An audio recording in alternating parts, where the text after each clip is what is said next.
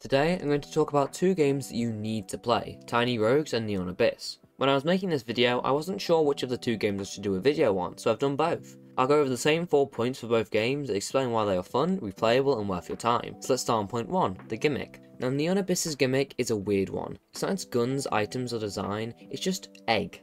Yeah, I really don't know what I'm saying with this one, it's just egg. Throughout your run, you travel through dungeon crawler style rooms fighting enemies and collecting rewards, but sometimes you can find eggs. They stick with you until they hatch and reveal a cactus. These weird children things will help you in your run by doing things like firing projectiles, healing or protecting you, and giving you special buffs. And they stack, meaning you can hold loads at once and become stronger as you progress. After holding onto one for a while, pets have a chance to upgrade and give more buffs to the player, keeping things interesting and unique in every run. Sadly though, most eggs will break and die instead of hatching, meaning you want to get lots of them along the way to make sure you have the highest chance of hatching a new friend. Now, Tiny Rogues, on the other hand, has a much more simple gimmick, and it's, well, everything. The amount of variety in the weapons, items, and enemies in this game makes it a massive standout point of why this game is so great. The whole gimmick of this game is that every run is completely different to the last because of how much stuff there is to find and collect. Also, there's hundreds of individual effects and abilities that a weapon can have, like burn, freeze, and chop, which can be mixed and matched to create new and exciting weapons every time. There's also armor, charms, offhand abilities, and more, which all give the game even more replayability. Now moving on to point 2, visuals. This is probably one of the most hard but also fun aspects of both games that I could talk about.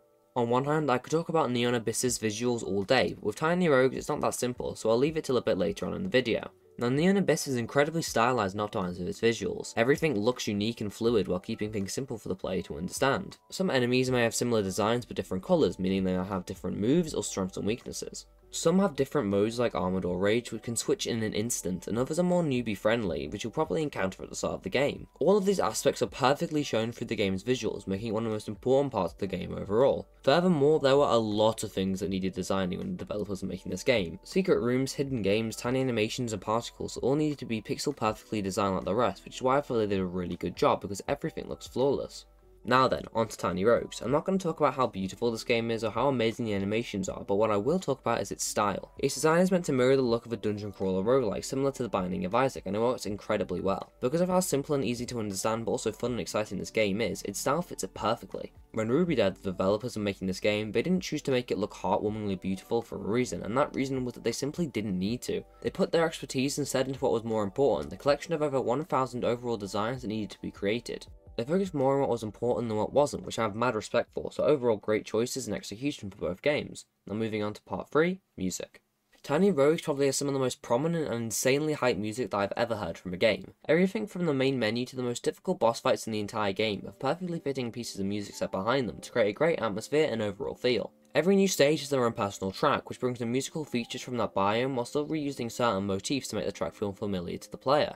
There's lots of notes from synths and keyboards, but some also include drums and other instruments. Every second of the OST is insane amounts of polish, and the soundtrack as a whole is just incredible. Also, huge props to Miguel Lopez because he did an insanely good job with the OST. And Neonabyss is a lot less insane, but it's still pretty good. The whole soundtrack is focused around a dance theme, which is sort of the whole style of the game, partying and having fun. Most of, if not all, the tracks have the same intro motif for repetition and to make it even more familiar. The start of combat, new rooms, and special features all start with the same motif, which creates this cool dependency on sound cues. With the right timing and the right ear, you can ambush the enemy or use a certain ability to decimate them while they stand. Taking advantage of these cues will decide if you live or die, so practice until you don't have to think about it. They even made a character that uses these cues as their main way to attack, which shows their true importance. Finally, point 4, progression. Both Neonabyss and Tiny Rogues have great progression systems. They take advantage of simple things like skill trees and basic leveling, but also add their own special flair to it. Tiny Rogues has a massive skill tree where you can easily revoke traits as well as mix and match them to create infinite possibilities. Every run where you defeat a boss, you gain a crown which acts as a form of leveling. When you get enough crowns, you get a skill point which can be used in the tree to increase your strength, speed, luck and more. This means that you can slowly see your hard work pay off as you'll gradually progress further and further until you beat the game. On top of this, you can unlock new characters who all have different strengths and weaknesses, which can change the course of your run for good. Finally, as you play, you'll naturally get better and more familiar with your controls and surroundings, increasing your chances of progression.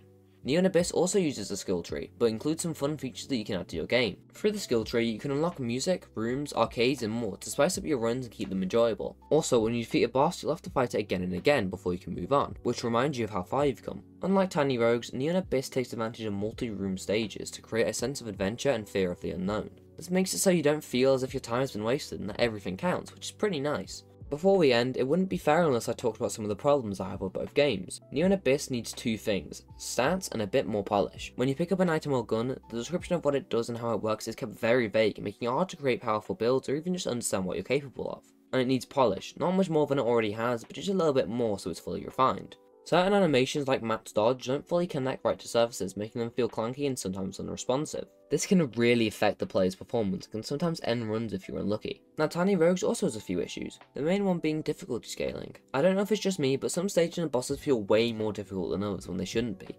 This creates these weird dips and inclines in toughness which really don't help with the game's feel, but the sad thing is that I don't really know how they'd be able to improve on this. It's a very hard thing to change and I respect that, but something small could really make a difference. But overall, both these games are incredible for what they offer, so you should definitely give them a try. And with that said, that's this month's video done. If you enjoyed, then please like and subscribe to support the channel. My next few videos will be mostly gaming, as I've got some good ideas that I want to do, so stay tuned for that. Anyway, thank you for watching, and I'll see you in the next one.